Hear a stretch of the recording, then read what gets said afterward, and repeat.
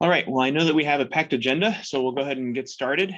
Thank you everyone for joining. My name is Brian Anderson. I'm MITRE's Chief Digital Health Physician, one of the co-founders of VCI, and we're very excited to have you join us in our December webinar for the Vaccination Credential Initiative. Go ahead and advance the slide if you can. As I mentioned earlier, we have a packed agenda, so we have a lot of speakers to get through. What I'll ask for any audience participant member, if you have any questions that you'd like to raise on the Zoom webinar, down at the bottom there is a Q&A icon. Go ahead and press that button and you can ask any questions that you'd like in there. The panelist members all will be ready and answering any of those questions as they come in. So we won't be taking live questions unless we have time at the end, but we certainly want to have the chance to respond to any of your questions that do come in. The other point I wanted to raise is, as a courtesy to the speakers, we'd like to request Chatham House rules. So essentially, please do not attribute anything that is said on this webinar to a specific person. That's a courtesy to our speakers, given some of the sensitivities around these issues. So thank you for respecting that. As you can see, we have a lot to cover as it relates to the state rollout of vaccination credentials and the use of smart health cards. We have colleagues from Rhode Island, from Washington State, from Illinois speaking. We also have an international update on some of the rapidly developing progress around interoperability internationally. We have a technology update from within VCI, and also a 101 session on how to use the logo, the smart health card logo itself. So look forward to all of that. Go ahead and advance the slide one more. So wanted to share briefly VCI and smart health cards by the numbers. So if you've been on this journey with us for the past several months, you've certainly appreciated the incredible adoption curve of smart health cards in the United States and globally. Here in the US, some of the models that we've developed show that over 175 million vaccinated Americans have the ability to go access and download a smart health card, be that from a pharmacy portal, from your PCP's health systems portal, be it Epic, Cerner, or Athena Health, or one of the other major EHR vendors, or from a state, as we're about to hear from very shortly. So we're incredibly excited by the proliferation of these kinds of portals and empowering individuals as consumers and owners of their health data to be able to have these kinds of verifiable records of their health. Additionally, as you noted in the agenda, we have a number of states that have begun to come on board. There are 15 of them that have publicly announced, and you can see there they range from the West Coast to the East Coast and a number of states in between. We're incredibly proud of our state partners for standing up this kind of infrastructure, building a more resilient future for all of us in public health. And we'll have a few of those exemplars presenting later today. There is a broad and deep pipeline of states, though, to come. There's approximately 20 other states that haven't announced publicly that we are working directly with as part of a multi-state coalition, and we're super excited about what that portends for the future for all of us.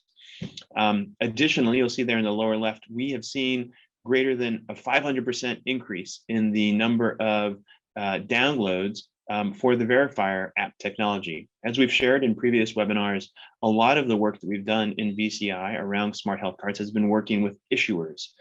We've now begun to make that pivot to help those that are interested in leveraging open source verifier technology, notably empowering states to ensure that they have the ability to leverage the business logic that they choose as appropriate to determine if an individual is fully vaccinated. Also, to be able to empower public health authorities to ensure that individual consumers' privacy is respected.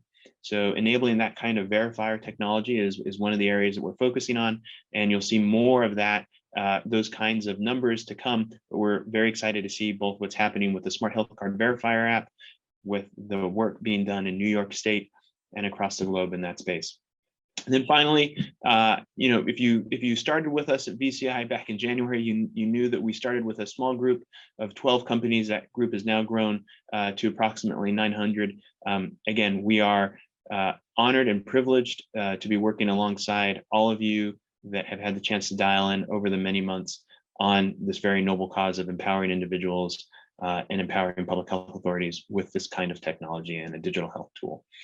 So with that, go ahead and advance the slide once more, and I will hand it over to Alyssa from Boston Children's Hospital. Alyssa.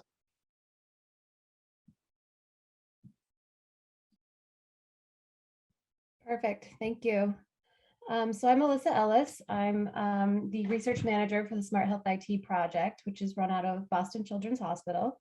I've been invited to speak for a few minutes about use of the SMART logo for Smart Health cards. So the Smart Health IT team actually has a few different logos that we have made available for community use. These logos are very simple to request. There's no licensing fees, whether you're small company, large company, state or local government, and these are really available to everyone. But we're here to talk very specifically about licensing the SMART logo for Smart Health cards. So this example here is from the Smart Health Cards GitHub.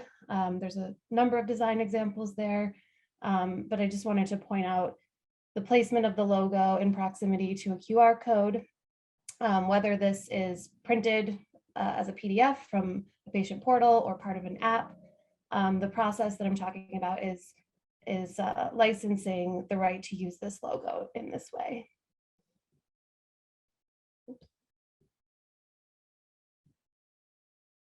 So you can get the full information and fill out the form for use of the logo here. This is on the smarthealthit.org website. There's also tons of information here and a very helpful flowchart that if you had other use cases in mind for our logos, it helps you figure out which logo might be best for your use case. So specifically for Smart Health cards, we're talking about in connection with the issue or display of one or more Smart Health cards. The form that you would fill out here is very simple. We wanted to make this process very quick, very easy. We didn't want it to have to go through multiple legal groups. So instead of a formal licensing agreement that would have to be duly signed, it's just a form that kind of asks, who are you representing, and how do you want to use the logo? Is it going to be put similar to one of the examples that are online? Do you have another use case in mind? And then it just asks you to just attest that you agree to the very very loose terms that we set for use of the logo. So many people on this call are probably aware that Smart Health cards is emerged as the trusted standard for verification in the United States. There's a few states, countries, and organizations that I have listed here that have already gone through the online process and submitted our form and requested to use the logo in this way. So a few of them here, like Washington State is on this call. You'll also see a few international groups that have already started this process as well and are using the logo. Last thing I wanted to mention is the Smart App Gallery. So the Smart Health IT team, under funding from the Office of the National Coordinator, created a free and open app gallery for the community. So this is meant to be something completely separate from the vendor app galleries and other app store type galleries. It's somewhere that anybody from within the Smart community can post their apps. And we recently released an update to the gallery to support Smart Health cards. So if you have a Smart Health cards enabled app, whether it's a verifier app, an issuer app, patient-facing app of any type, you can now select Smart Health cards as your app type when you go to list an app to the gallery. And then here's just any questions about the logo licensing process, the logo itself. Approved uses of the logo can be directed to me. And then this is the URL for that online form, which I can put in the chat.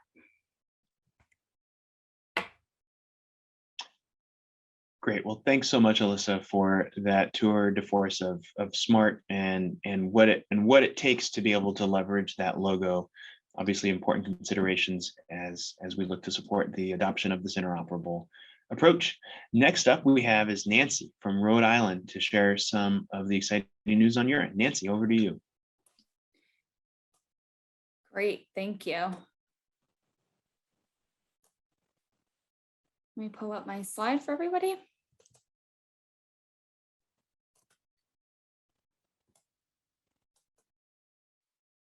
Okay, assuming you guys can all see my screen. So hello, and thank you to the VCI Coalition and Network for having me today. I'm excited to be here to talk to you about the plans Rhode Island has for the Smart Health Card technology and where we see the technology going in the future for our state. We, just for context, are days away from releasing this technology and app into the public. So just use that for context. We have not publicly released yet, but will be in the coming days. My name is Nancy. I am a project manager on the COVID-19 response for the Rhode Island Department of Health and have been working with our tech team and our different government agencies to kind of get this technology up and running. So my contact's here on the slide if anybody needs to reach out to me after this. We can jump right in. So to provide everybody with a little context, Rhode Island did away with a lot of our executive orders at the beginning of July of this year. So as a state, we took a shift from having public health requirements to public health recommendations. So things were no longer required, but we still had a great deal of people who, wanted to do the right and safe thing in terms of preventing the spread of COVID-19 in the state. So the state shifted to take kind of a four-pronged approach for best public health practices that we felt our population would benefit most from. So we had said that the four-pronged approach was masking, testing, ventilation, and vaccination. And those were the four best public health practices that Rhode Islanders could implement to keep themselves safe. A big piece of that was relying heavily on businesses across our state, both small and large, to implement some form of vaccine verification for both their employees and their patrons. But what we heard from the sectors across the state, all different types of businesses, was that they needed an easy to access form of vaccine verification. So that's when we kind of started our research and found the Smart Health Cards. And then we began talking with VCI and the Common Trust Network to really get this up and running in our state. So for context, Rhode Island does have a great vaccination rate, which is something we're very proud of, and one of the primary reasons why businesses want to leverage the vaccine verification technology. About 85% of our population has received at least one dose of a COVID-19 vaccine, and 75% is fully vaccinated, which is great. We continue to have one of the highest percentages of our population being fully vaccinated in the country.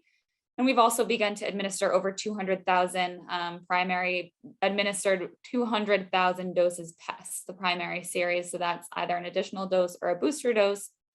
And then below here is just a pie graph that represents kind of where in Rhode Island people were vaccinated. So predominantly in Rhode Island, folks were either vaccinated at a pharmacy, a Max Vax center, which we set up when vaccinations began to be distributed into the population, or a hospital or a healthcare facility. So what's great that we'll get into on the next slide a little bit is that no matter where people were vaccinated in Rhode Island, because we are so small, we only have one system where all of our vaccinations get filtered into. So the RICARE system is the Rhode Island Child and Adult Immunization Registry, and that's where all of our vaccine records are collected, regardless of where you were vaccinated in the state. So it was great that for the Smart Health Card, we had one system we were pulling all of our vaccine records from. In a way, it makes it easy. We are so small, so we only have one public health department to serve the entire state. So we were lucky in that aspect of things. The goal for us was to leverage some of the current resources we had to make an easy to access vaccination record lookup for folks. That was a desire both from the businesses and from the general public. Back in the summer of 2020, we had a previous administration that we were working under, and we had developed a Crush COVID app. The Crush COVID app was used to help people access vaccination centers, testing facilities, symptom screening tools, etc. It was a great all-encompassing COVID app. As we moved into our new administration, we decided to make the move to leverage this old app, but kind of give it a revamp to be something new. And in that same revamp, incorporate this smart health card technology so that people could, have an easy to access app with their vaccination record at their fingertips. So getting into a little bit here of our new 401 app, 401 Health app. So we are rebranding our entire Crush COVID app, which was the previous platform we were using. We're still using the same platform. So folks who have already downloaded the Crush COVID app, all they have to do is go into their app store and click the update button, and it will automatically update to be 401 Health. Some of the key features in our new app is that we have a new name, a new logo, and a new color scheme. Very Rhode Island with the blue and the gray, of course. We've updated our content throughout the app to make sure we have the most up-to-date COVID-19 resources for folks. And then our favorite feature, or my favorite feature at least, is the new vaccine record smart health card lookup for folks. So folks can go into my COVID-19 vaccination record and they can download their smart health card via the portal we have there. So they have their vaccination record right at their fingertips, like I said, and I'll get into it in the next slide, but there's a way that people can store multiple vaccination records on their phone, which is obviously ideal for parents. We continue to support COVID on the app. So we have testing and vaccination information, symptom checking, and quick links to our different COVID data hubs. And these resources are available in 3 different languages. These 3 languages being the predominantly spoken languages in our state, obviously hoping to expand that even further if we can. We also see a huge future opportunity, and that's the desire from our current governor and administration, is that we really want this app to be an all-encompassing public health app and not just centered on COVID-19. We want to be able to have people access, our behavioral health resources, sexual health resources, food resources, all in this app so that it's easy for them to find. And in that same aspect, we want people to also be able to access their other vaccination records or their complete vaccination records from our RICARE system, not just their COVID-19 vaccine. So that's kind of where we see some future opportunities here for the app. So this is another, just a couple screenshots of our current setup for the app, and more specifically the vaccine record lookup. So what happens is that people would open the vaccine record lookup kind of tile on that home screen, and the records of your vaccination can get pulled up from there. So it's a very secure process. We have a 2-factor confirmation identity system. So in this first tile all the way to the left, you'd have to enter your first name, last name, date of birth, zip code. That has to match what we currently have in the RICARE system in order for somebody to then get sent a security code. They can get sent that security code either by text or email. And again, that phone number and that email address is what's on file in the RICARE system. So everything has to match. And then at the end, users can see their record, their complete record with the smart health card at the bottom. Like I said, once they look this up and they access that record, it's saved in a little card form that will be shown in a couple slides down. So this login process is not required every time somebody logs in to the app. You don't have to put this information every time. It saves it as a little, almost like a health insurance card, which again is great for parents if they have multiple kids that have already been vaccinated. You can save all your cards in one easy to access spot. You don't need to go through your photos and try to find your CDC card picture and rummage that up when you need to show somebody your status. So that's what we're really excited about here. It's a cutting edge tool that we anticipate will have great uptake in Rhode Island for a couple of different reasons. It's a great way for residents and their families to keep an official copy of their vaccine record. We got a lot of complaints about somebody's CDC card either having an error or being lost. So this is a great way for them to access their record right in their hands. We also have a high number of international travelers here in Rhode Island, especially college students who at the time of moving back to school in September weren't able to get vaccinated in their home country. So we're vaccinated here. and now cannot go home without some sort of electronic verification of their vaccination record. So this will help all of those people who are traveling to get where they need to be to help avoid lengthy quarantines or any disruptions that might take place. We also have, as I mentioned earlier, a number of businesses across the state who are interested in having an easy to use verifying technology that kind of removes the fraud piece of vaccine verification and allows for them to easily scan somebody's record to see whether or not it's an authentic record. So excited to kind of expand this into the business community. So this is the picture of the actual smart health card that's saved into the app, so you don't have to log in every time. Has somebody's name, their date of birth. Of course, this is not my real card. I was not born in the 1900s, or else I would look pretty good, I guess, for my age. But they save it in this easy to access card form. And every time you tap the card, it'll flip it around and show your entire vaccination record with your QR code. So easy to access. Some of the future aspects, again, we see with this app is incorporating the COVID-19 testing results feature so that people can also show their negative test results if needed. Right now, they have to go into the portal, print out their sheet, et cetera. So just having an easier way for them to access and verify their testing records. We'd like to leverage different platforms for distributing our smart health cards. Right now, the app is the only way to get your smart health card. We'd like to figure out a way to get paper copies to folks or have this in the online vaccination portal where people can print it off of their home computer and keep it with them at all times. And then again, as I mentioned before, when we move into this, move into the app being more public health based, we would like to leverage the RICARE system again to get a complete vaccination record at people's fingertips. We have a lot of healthcare workers in our state and schools that require the vaccination record. So it would be a lot easier for families and healthcare workers to access their complete vaccination record to show their employer or their school. And I think that's the end of my presentation. So thank you all again for having me. And I look forward to any questions folks might have. Well, it's just amazing, Nancy, the progress that you've made there in Rhode Island in such a short amount of period of time, and certainly applaud the vision that you have for leveraging this kind of technology and standard for more than just COVID-related vaccinations. I think there's a lot of synergy there with what many other states are thinking.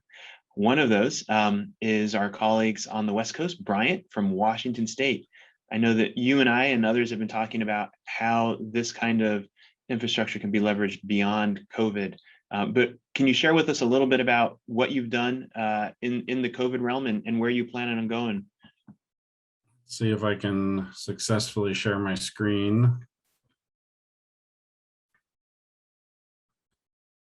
Is that showing up all right? Yes. Great. So thanks, Brian. I'm really excited to share. And first off, and I'll thank everybody again, but we wouldn't be here without the the graciousness and assistance of California and MITRE and Microsoft Research and our partners at the University of Washington. This has been a real collaborative team activity, and I'm excited to show what we've been able to accomplish in an incredibly short amount of time, which was to put forward what was originally pitched as a backup plan, just in case, became something that turned out to work more easily and effectively for our population, and it really has taken off, as I'll share with you.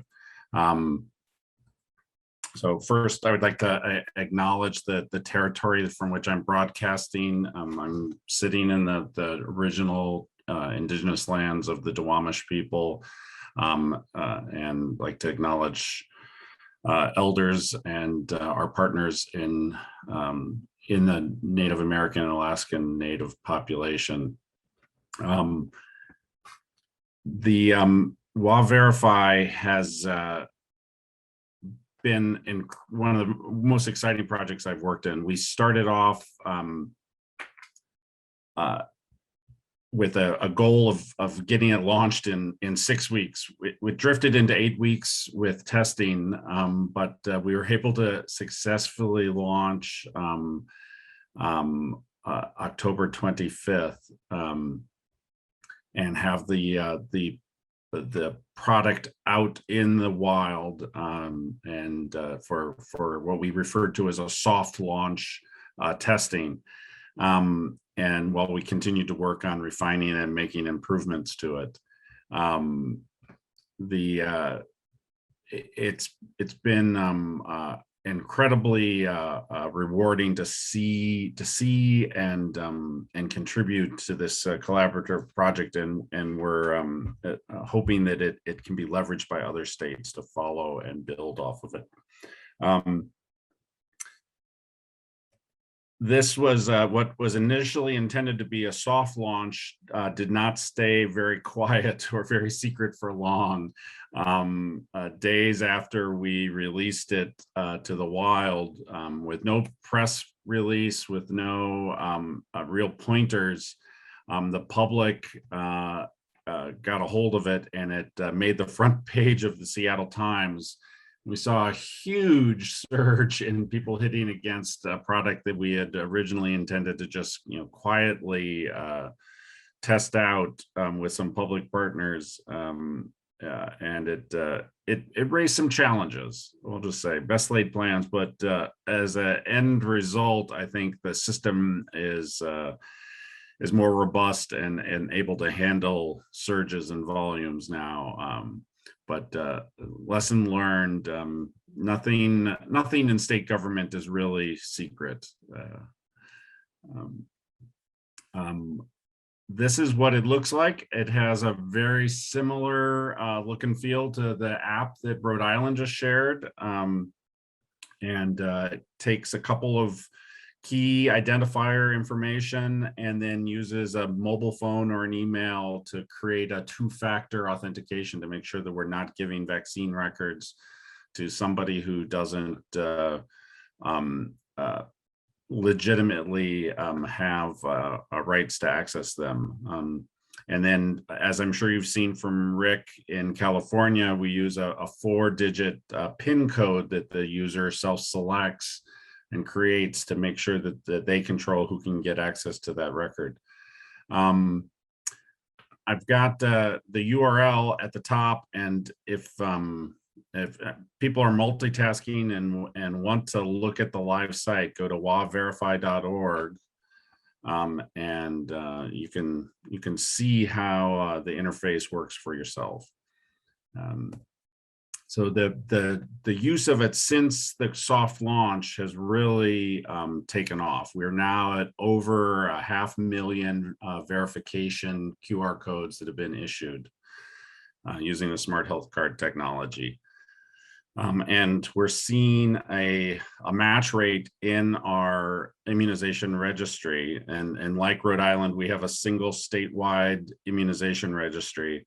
That's the gold standard source of the data. Despite wherever you receive the vaccine, all of the records make their way into our state registry. And we're seeing about a 76% match rate of people being able to retrieve their records. For those that don't get a match, they get a message to call our 800 number hotline to try to get their record contact information modified so that they can appropriitly get access to their records. Oftentimes they have a landline that can't receive a text message, or in the cases of some of the mass vaccine activities that were stood up in the early days, they have no contact information. So their vaccine was delivered, but without a way to link it back to them. So making sure that is connected up has been an effort, and our hotline operators are making hundreds of corrections a day. I'm not going to spend much time on this. It's the same kind of environment that other states have, where that we have an official issuer. The person holds the record on their phone, and then venues, restaurants, music venues, travel, especially international, that require those credentials, can scan them to verify that they are a legitimate signed QR code. So this is what I'm most proud of, and I want to spend a little bit of time talking about. We took the open source code that California released and into their GitHub, and we worked to transform it to be a generalized solution. So there were several places throughout their app that mentioned their state immunization registry by name, or mentioned their jurisdiction by name. We went through and working with our communications folks, transformed the content into a easily readable and yet jurisdiction neutral description of how it works. And then moved all references to the specific jurisdiction to the header and footer of the app, so that another state could take the code, swap out the logos in the header and footer, swap out the links in the header and footer, and the whole rest of the app would be good to go.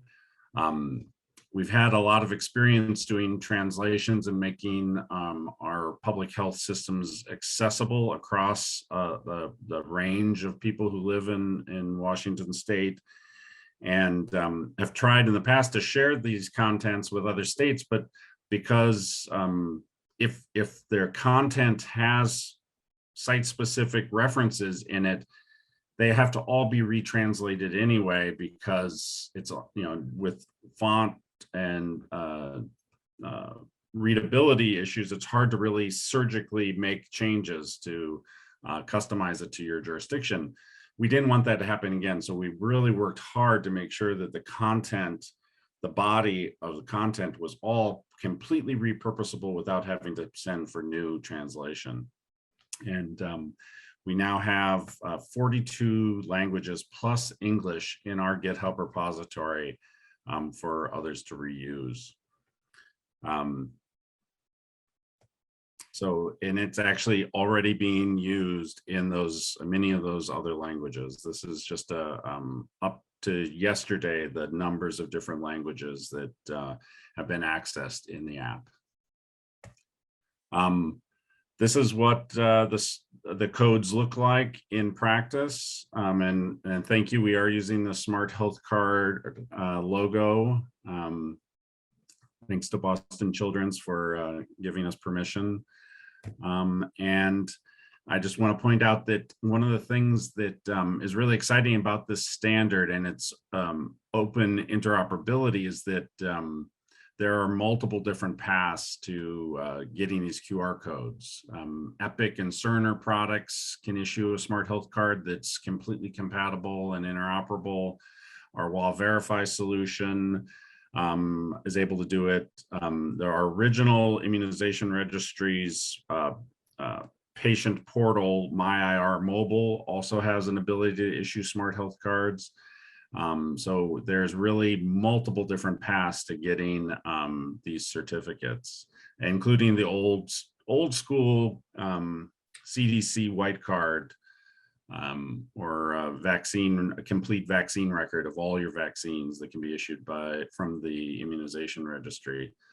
But as we've seen in recent days, international travel is wanting more and more to have a single state issued source of truth that a state agency has signed on the dotted line that that this is a valid credential and lawful for entry into another country. How am I doing on time here, Brian? You're good. Keep going. All right. So our roadmap, we want to, we're not done yet. We've got 36 languages, I think, are now live in the public. We've got 7 more that will be pushed out in our next sprint. But it's not just languages that we want to improve. We want to start improving the accessibility. We want to improve how the system works. And one of the things that's been really well received is its integration with the Apple and Google Wallet capability. So on the Apple side, when you get to the end of the application, get your QR code, you're given the option, if you're on an iPhone, to load it into your health app or your wallet. If you're on an Android, you're able to add it into your Apple or Google Pay wallet, making it incredibly accessible and easily retrievable without having to open up an app or have an internet connection, for that matter. It's stored within that secure wallet. We want to improve how that functionality works for a larger variety of users. And then, like Rhode Island mentioned, we want to explore how people without a smartphone could get access to this, since the QR code can be printed onto a piece of paper that can be used for that verification and proof. I'm going to try to figure out how to make that accessible to folks.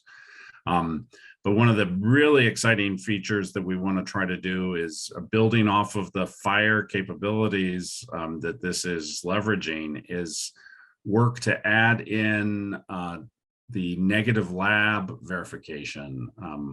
That within the last 72 hours, if you have a COVID test that's been reported to public health, that you'd be able to document within the same smart health card technology that you have a negative test, which has become also incredibly important for travel and access to venues for those that don't have the ability to get a vaccine. And I suspect we may start to see it. You need the vaccine and a negative test in order to access some areas. So would like to kind of wrap things up here a little bit, just talking about our collaboration. We've worked really weekly. We have touch bases with California, Washington, and Oregon, where we collaborate, report enhancements, make improvements, share them back with each other. Oregon is following in our footsteps and is going to be rolling it out in the next quarter. And I really think that this can be a start of a collaboration that we can really build off of and figure out how to make this this technology more easily implementable for others. So here again, my contact information, please reach out.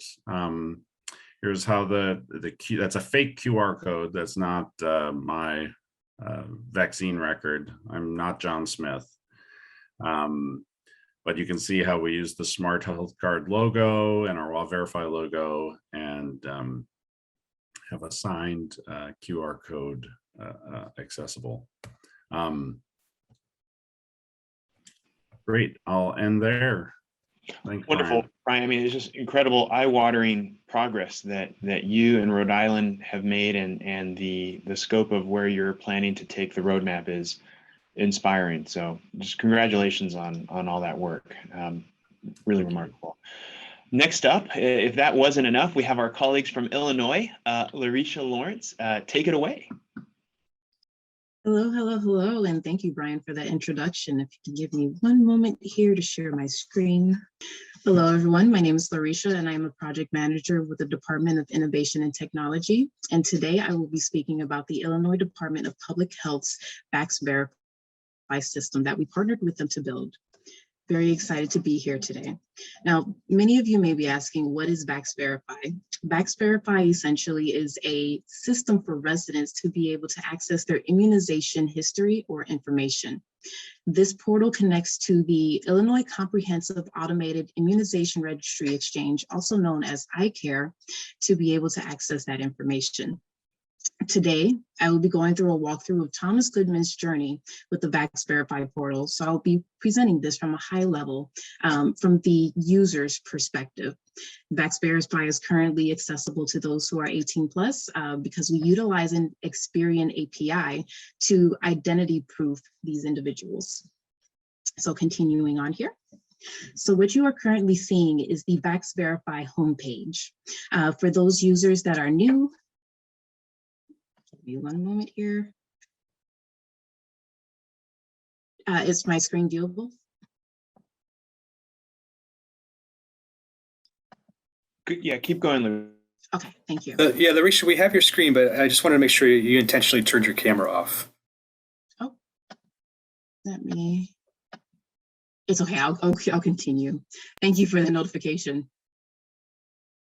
So here we have the Vax Verify homepage, in which a new user can go ahead and register, or if they are already an existing user, they can log into the portal. At the bottom here, you can see the How It Works section, which is essentially an infographic, which helps the user understand what steps they need to take to be able to access the immunization portal. This last picture here is a mobile phone with the QR code for smart health cards. Continuing on in this process, here you see the registration page for Vax Verify. The user will input their first name, last name, date of birth, address, email address, and some other fields to be able to access the portal. Once they are finished entering this information, they will click the sign up button, which leads them to a message in which they will check their email. Once they check their email, they will see that there is an activation link that was sent to them so that they can activate their profile. Continuing on to this process, we now have the iLogin that kicks in. iLogin is the state of Illinois identity management solution, which utilizes a iLogin user ID as well as password so that residents can log into some of the state's resources. So here, the user is being asked to create a password, and from there, they will also create a method so that in case they forget their password, they will be able to retain it. So for here, the user can use a password question or a security question, which allows them to select a method in which question they would like to use, as well as enter a response so that they can use that to regain their password or their access within the portal. From there, the user is required to use a multi-factor authentication method, and all they have to do is choose a minimum of one method. So they can utilize the SMS authentication, in which they are sent a code to confirm that they are who they say they are. Once they are finished setting up this process within iLogin, they will move on to the next piece, which is the platform terms of service, identity verification consent, as well as the resident record access consent. From here, we are asking the resident permission to be able to access the portal, as well as pull their information so that it can be presented to them. Once the user is finished agreeing to the terms of service and signing their name, they will move on to the next piece, in which earlier I mentioned the identity proofing piece, which utilizes Experian. With our Experian API, the user will be presented a few questions in which, once the user is able to confirm the identity by correctly answering these questions, they will move on to the Vax Verify portal, in which they will be able to see their immunization history. So here you can see that Thomas Goodman is all registered. He has his COVID vaccination, which is showing in the portal. And it's not just for COVID vaccination, but also other immunizations, whether it be pneumonia, etc. On the next page here, and you can, there's a bit of a difference in case you haven't noticed. So at the top, there is a tab that says immunization records. And then to the right of that is the smart health cards tab. From here, this is where the resident will be able to access their smart health card and use it along with the smart health card verifier application. We are working on a few more features to add to the portal, and we're very excited to get these implemented and make it accessible to our residents. And I just wanted to say a very huge thank you to those who have put so much effort into making this come to fruition and giving us the ability to join this initiative. Thank you. All right, Lucia, thank you so much. Just again, don't want to sound like a broken record, but it's just incredible the progress that all of our state colleagues from Rhode Island to Washington to Illinois are making in this space, just building a more resilient public health infrastructure for the new normal and moving forward. So thank you so much to our state participants and panelists. Now we're going to shift gears a little bit, and I'm going to ask Paul Meyer and JP Pollock to, if they're online, to come on screen. And great, there's Paul. Maybe Paul, if you can provide us an update on where things are at internationally. Absolutely. So great to see all this continued progress in the U.S. as we're hopefully, smart health cards now emerged as the de facto, if not the de jure standard for the U.S. vaccination records and more. But at the same time, there's quite remarkable progress internationally. As some of you may remember, I got a kind of tip of the hat to North Macedonia, which is actually the first national government to embrace smart health cards as their default national standard in September, when they started, actually even August, when they started issuing these. Canada, at this point now, all Canadian provinces are issuing smart health cards, and then it's been embraced as the national standard by the government of Canada. And so now, as of a couple of weeks ago, all 13 provinces and territories are issuing and onboarded into the Common Trust Network. Big exciting news this week was Japan adopted smart health cards both for international domestic uses. They're only supporting smart health cards. And then for international, they're issuing smart health cards as well as what's known as the ICAO VDS standard. But for us, it was just hugely exciting development. Now, I mean, really, we've got U.S. and Canada and Japan, imminently Rwanda, and a couple other countries in Africa, Kenya, Senegal, and Cote d'Ivoire are implementing smart health cards. This is the view into the portal of the Rwanda Biomedical Center, which is the basically national health system. And it basically says, here's my vaccination status, generate smart health card, and download the certificate with the smart health card. So this is sort of about to get put into production within the next week or so, which we're pretty thrilled at. So continued momentum internationally around issuing smart health cards. And again, just like we heard from Rhode Island and others, a lot of countries are looking, obviously starting with COVID vaccine, but also looking to implement the smart health cards for routine immunizations and testing and eventually other data types as well. Flipping then to the verification side, because obviously, as Brian said at the outset, we've focused a lot on getting issuance stood up and developing kind of critical mass there. I think we're now then focusing on verification. This is just the latest data on the Smart Health Card Verifier app users and downloads. Again, obviously, over 300,000 verifier downloads here, but we're starting to see kind of spread in the rest of the world. This for us is just a sort of a proxy for the beginning of issuance or rather verification. What is starting to happen though is then governments are starting to build verification capabilities into their particularly kind of travel processes. So this is the Cayman Islands, for example, that we were working with closely, and you'll see they basically said you have either a EU DCC, a UK, or a smart health card, and then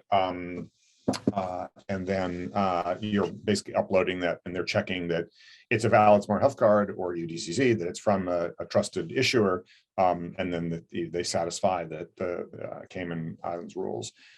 Singapore, similar. This is the Singapore, what they call their vaccinated traveler program, where they when they first launched, it was only smart health cards. They have now, because obviously, as we all know, there are some people in states where you can't yet get a smart health card, and so they do allow for physical vaccination record, i.e. paper CDC card, plus a letter signed by the state or a doctor. So but basically, this is the only way of getting kind of pre-approval if you have a smart health card. So again, we're seeing this adoption pretty broadly around the world. The final thing, I don't know, JP, if you want to share, talk a little bit quickly about this, but part of what is driving the broad global embrace of smart health cards is building on the work that Apple has done to embrace it, and Samsung. But JP, do you want to just quickly kind of share a little bit of this exciting news announced by Google last week. Yeah, absolutely. So just really briefly, we had been working with folks at Google for a while now on ways to easily get smart health cards into your GPay wallet. One of those is the widget that Bryant showed earlier in his demo, and a second one is now a pathway sort of similar to the Apple Health pathway on iOS devices, but on Android devices, you can use our Common Health application to get access to these records, via Cerner's API or anywhere where you could scan a smart health card and then easily push it into your GPay wallet. So there's the international plus Google update. Progress that we're seeing at the international level. The one additional thing I'll add is that it seems like there is some movement and appetite for exploring how to have an interoperable framework and approach across all these standards, ICAO, VDS, you mentioned earlier, Paul, certainly the DIVOX standard and the EU DCC. So lots of exciting, things to come in that space as we seek to leverage the standard for interoperability. So with that, we'll now move to the more technical update. I'll ask, great, you guys have already come online. Reese and Christian and Max, take it away.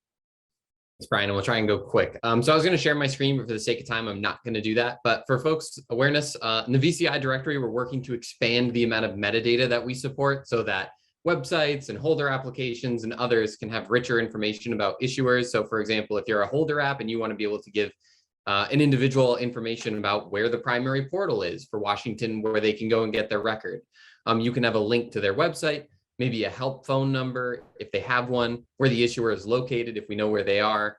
And so we're looking for issuers who are in the directory already to hopefully come back and give us some of that information. And within the VCI directory GitHub, there's a JSON file which holds that information and a metadata.md file which describes some of those fields. And so we're looking to populate that out for the crowdsourcing through our own efforts and looking back to you, and also working to build a Google form so that we can make submitting this type of information into the directory easier. But just wanted to give folks a heads up. And this is the type of information that powers sites like vci.org so that we can keep our list of issuers up to date and also provide accurate links back to issuers. And so with that, I'm going to turn it over to Max to give an update on the Smart Health Card Vaccination and Testing FHIR Implementation Guide. Everyone, thanks, Reese. So we continue to work on the FHIR implementation guide. We had our ballot vote through HL7 back in September, and that was completed successfully. There were a number of comments, so we're going through the process right now of resolving those comments, and we're also making some other enhancements that I'll talk about in a sec. And we anticipate releasing the next version of the IG early next year. This would include both the enhancements and the resolution of the ballot comments, and would be the standard for trial use 1 version of the IG published through HL7. Next slide, please. So I just wanted to very briefly mention a couple of the planned enhancements. So for the vaccination use case, we're planning on simplifying the codes for identifying vaccines. Currently, people are primarily using CVX and possibly SNOMED or ICD-11 for issuing smart health cards. There are a number of other codes that are currently supported in the IG. We're planning on deprecating those in favor of the ones that are more regularly used, just to make it easier for verifiers to know what to expect when they're getting a smart health card. And as part of this effort, we're planning on providing some value sets that will include these common codes and also localized display text. Applications that are displaying smart health cards will be able to use those basically as a lookup table to be able to pull in the most relevant display text for identifying a vaccine.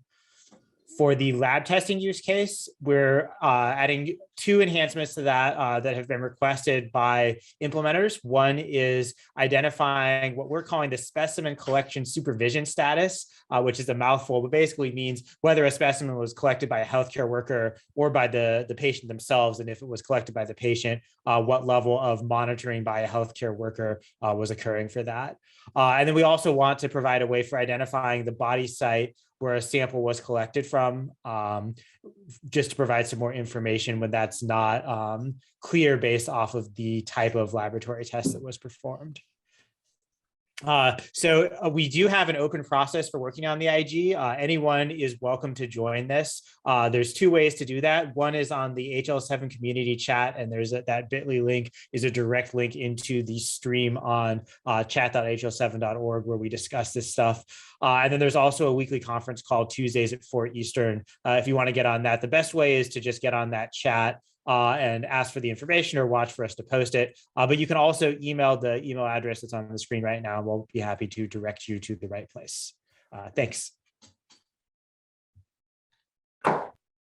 And hi, everyone. I'm Dr. Glenn Stetton, the Chief Innovation Officer at Evernorth. Brian, I'm not sure if we have time, but did we want to have Christian give his update really quick?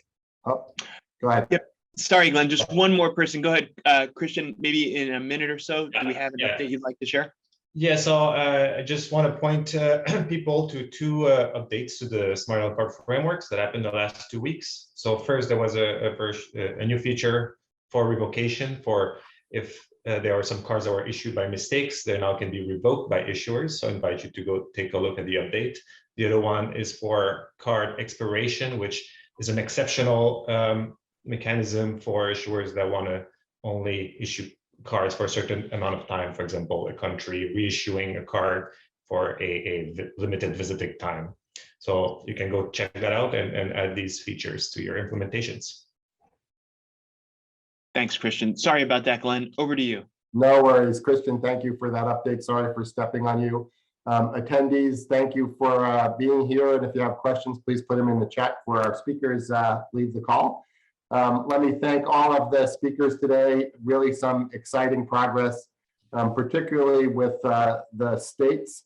Nancy and Larisha really appreciate the focus on and all of you, right? The focus on the consumer experience and making it easy for people to get their information. Bryant, nice testament to the pent-up demand. That was a great article, and I'm glad that your servers survived the surge. And also really wonderful how you're making the smart cards accessible in the different languages and making that useful for others beyond your borders. And then thank you, Paul, for the international update, and Alyssa for the update on how the proper use of the logo. Nancy, I don't think anybody believed you were 121 years old, but thank you for clarifying. And again, thanks everybody for attending, and really great and exciting progress. Let's look at questions. All right, thank you all. We're good. Thank you, everybody. Bye-bye. Take care, Bye-bye. everyone. Thank you.